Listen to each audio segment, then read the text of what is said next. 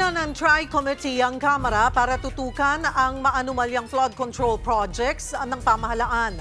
Para bigyan ng mukha ang balita, Mobile Journal, Arles de los Santos.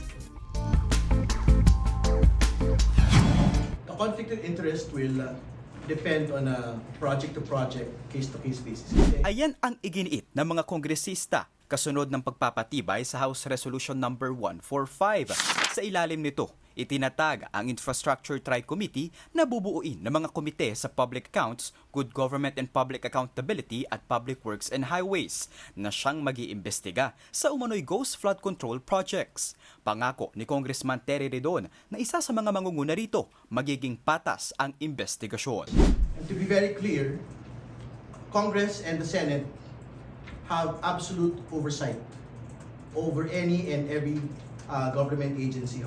In the event that a legislator, a congressman or a senator is named in the course of inquiry, they will be given the right to reply.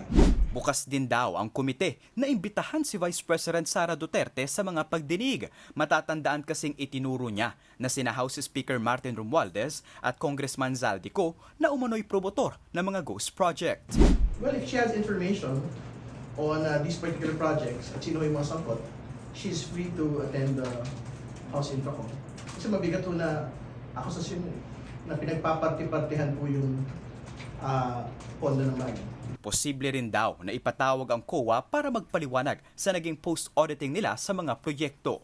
Mobile Journal, Arles de los Santos po. Hatid ang mukha ng balita.